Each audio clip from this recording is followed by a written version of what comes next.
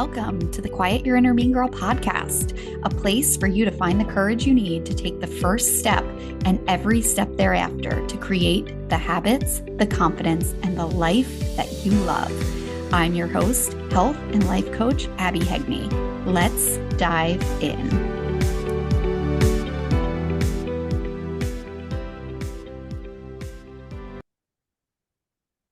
Welcome back to episode 55. I am pre-recording this episode because when it airs, we're going to be down in South Carolina visiting my in-laws. Every year, their community hosts a camp for the kids where they get to play golf and tennis and pickleball and go kayaking and swimming and all of the things. And the kids absolutely love it. My son has been doing it for 4 or 5 years now, and this is my daughter's second year. And this year, my nephew is flying in from California to go to the camp for his first time. So lots of family time, lots of fun and activities, and I can't wait. And I didn't want the week to get away from me and then be scrambling to get this episode out to you today. So I'm recording it in advance. And today I want to talk to you about 5 of the most important lessons that I have learned throughout my journey and through all of my struggles when it comes to weight loss. And these are 5 lessons that I wish I knew sooner. And I mean really knew. It's one thing to know things, and it's another thing to actually apply what we know to our lives. I have a whole podcast episode on this, which you can scroll back and find. It was called Knowing versus Doing, and I think it aired earlier in 2025, maybe January or February. So definitely go back and listen to that episode if you haven't already. Essentially, there are things that we know to be true, that we know would make us feel better, that would support our journey, that would help us to create healthier habits and lose weight and feel more confident in who we are and what we do. There are things that we know we should do or we shouldn't do, things that are good for us and things that aren't. And yet the knowing is not always enough for us to take action to start applying to our lives. Maybe it feels too hard or too complicated. Maybe we think that it goes against things that we enjoy, and then we think that we have to give up the things that we enjoy, and we don't want to do that. Or you just may not believe the things that you know. Something may be causing you to resist it, to talk yourself out of it. Maybe you tell yourself that it doesn't matter or it can't be true, or you just don't give it enough thought or spend enough time in it to see that maybe it is actually true. So as I go through these 5 lessons, I really want you to think about that. Is there a part of you that gets defensive, that puts up a wall, that wants to resist, or simply doesn't believe that it could possibly be true?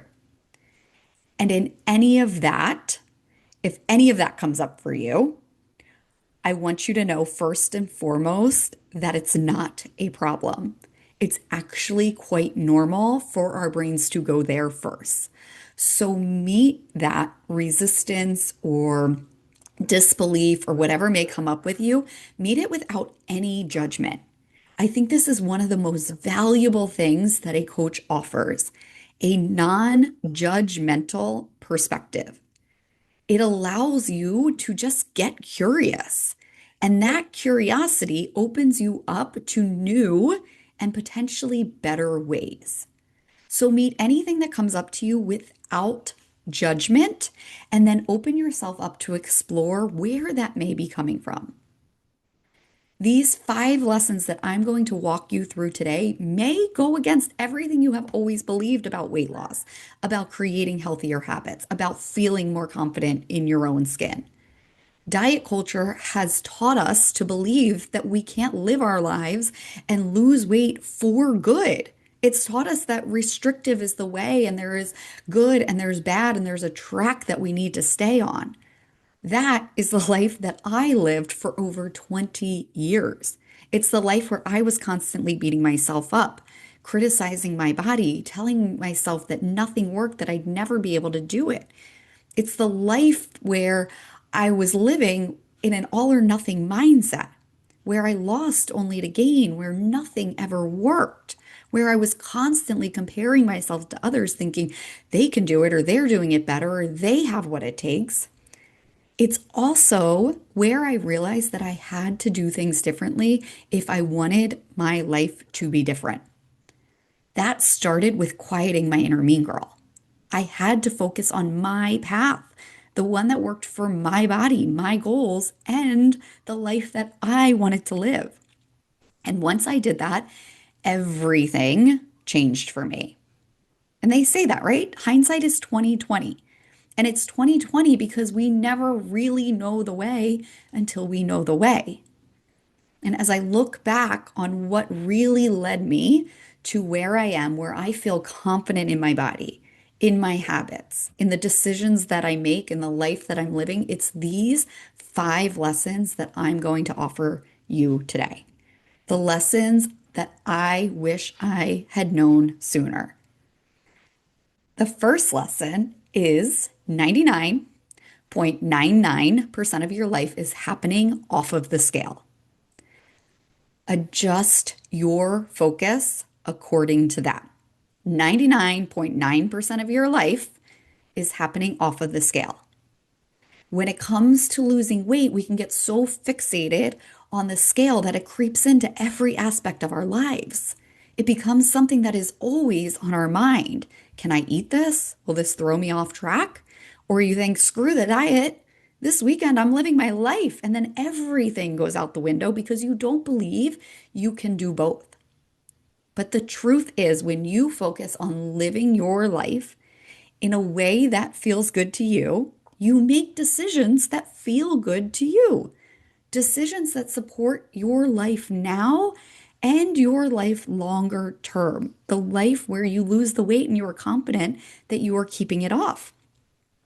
Yes, of course, you want to focus on making decisions that support your weight loss journey, but not as a sacrifice to your life. That will never last, and you want weight loss that lasts. The second lesson is the emotional fulfillment we really need is never found on our plates. How many times have you eaten not because you are hungry, but because you are stressed or frustrated or angry or sad, only for it then to make you feel worse because now you feel guilty and ashamed and more frustrated on top of whatever emotion you were originally feeling? The emotional fulfillment that you need, that we need as human beings, is never found on your plate. Certainly not long-term emotional fulfillment. In those moments, that can be hard to see when your inner mean girl is loud and telling you, I just want sugar. Or you find yourself in the pantry thinking it will make it all better. When you quiet the negative self-talk of your inner mean girl, you don't need food to make you feel better. You know that you can handle the emotions that come your way. Always, no matter how big or how heavy they are. You know exactly where those emotions are coming from. And then you start to trust yourself to discover and to know exactly what you need to handle those emotions, to move through them, to allow them to be, and to know that you will be okay on the other side. And when you know that, you gain so much control and confidence. The third lesson is the life that you live and the memories you create and the example that you set for others in your life are never determined by a number on the scale.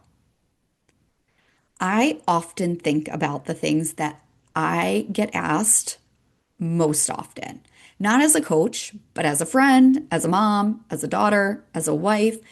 Never is it, what do you weigh? And yet, as women, we put so much emphasis on that number we see on the scale. And when we make that number the only goal, it takes us out of the present. We may physically be there, but our minds are often spiraling in trying to be good and to stay on track and to make the right decision. I remember getting so caught up in these thoughts and worrying about the scale going up the next day that it would impact my mood while I was on vacation, while I was at a party or an event, or out to dinner with my friends or my husband. And when your mind is somewhere else, you can't possibly catch the most important part of life, the current moment. When you quiet the noise of your inner mean girl, the noise that she generates around food and the scale, you build trust in yourself to make decisions that feel good to you, that allow you to enjoy your life and lose weight and create the habits and the confidence in the life that you want. So often women think that if they don't obsess about the scale, that they'll just let it all go. And I want you to think about how it could be the complete opposite. I know that when the scale was the only thing that I thought about, when it was good or bad or falling off track or staying on track, my weight was all over the place. It was a lot of all or nothing thinking. It was a lot of all in or all out. It was a lot of going hard and then going home. And yet, when you can really focus on, I'm going to live this life that I love, and I'm going to live it in a way that makes me feel good, you make completely different decisions. And those decisions to live your life in a way that feels good has the best positive impact on the scale. The fourth lesson is speaking kindly to yourself will get you a lot further, a lot faster than being unkind to yourself. Above all else, I believe this is the key to losing weight and confidently keeping it off. It's also why so many women struggle to do it. It's the thing that most women, especially women, overlook. It doesn't feel like enough. But talking kind words to yourself, quieting the negative self talk of your inner mean girl is everything. The only thing standing between you and the weight you want to lose and the habits you want to create is the way that you speak to yourself. The way that you speak to yourself determines the food you put on your plate. It determines the food you put in your mouth. It determines why you eat and how much you eat it. It determines if and when you work out.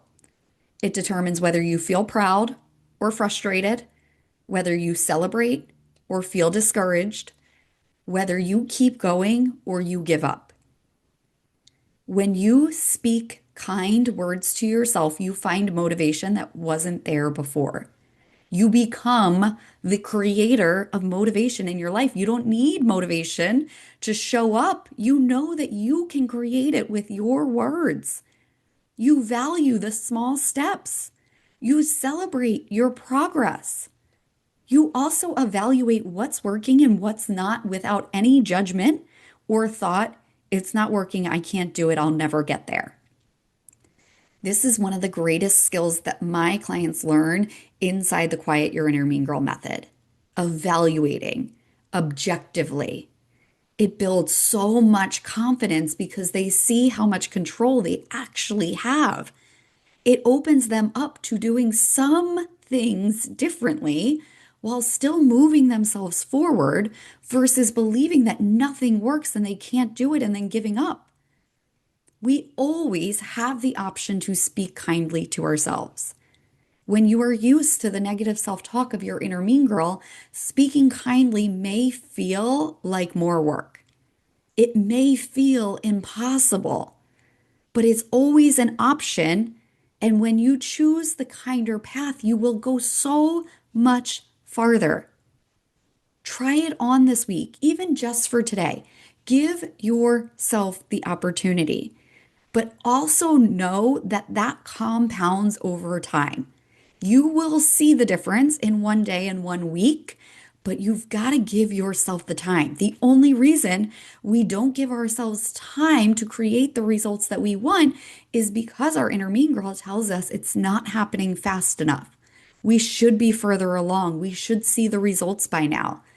That is the voice you want to quiet, and then you want to choose the kinder words that keep you moving forward. When you speak kind words to yourself, your success becomes inevitable. And the last lesson is weight lost, living the life that you love is weight lost forever. Hands down, this is it.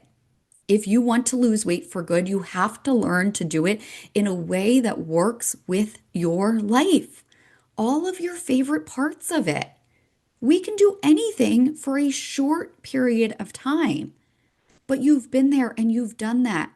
You have tried always being on and then falling off track because it was too hard to be on all of the time. It's the roller coaster of losing only to gain.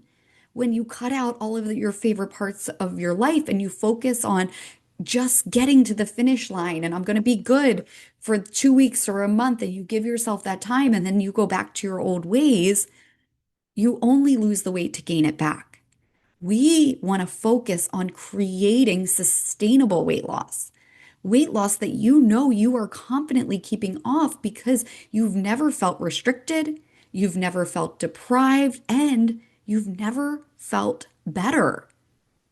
My mission in this world is to show women that you can have both. You can live the life that you love, every part of it, and lose weight, feel more confident in your own skin, and create habits that make you feel amazing. It's not far-fetched. It's right in front of you. It encompasses these 5 lessons, and it's exactly what we do inside the Quiet Your Inner Mean Girl method. It's weight loss reinvented, where you obsess over your life instead of obsessing over the scale, where you build confidence and self-trust, and where you lose weight for good. I want to invite you to apply these 5 lessons to your life and see how much it could change, to see how simple and enjoyable it can really all be. And I want to invite you to come with me and to do this work and to never look back. Join me in the Quiet Your Inner Mean Girl method. It starts with a free consultation. You can go to the show notes. There is a link directly in there that you can schedule your call. And if you don't see a time that works for you, send me an email and let's talk. All right, I will be back here next week. If you are loving this podcast, please subscribe, rate, or review. Or if you know someone who would benefit from this message, please share it with them. And if you are ready to quiet your inner mean girl, to create habits that make you feel amazing, to lose weight and confidently keep it off while living the life that you love, I invite you to schedule your complimentary 60-minute consultation. We'll discuss where you are, where you want to be, and how my Quiet Your Inner Mean Girl method can help you create the future that you want. You can find the link to book your call in the show notes, or you can also connect with me directly on Instagram at Wellness with Abby H. I can't wait to talk to you.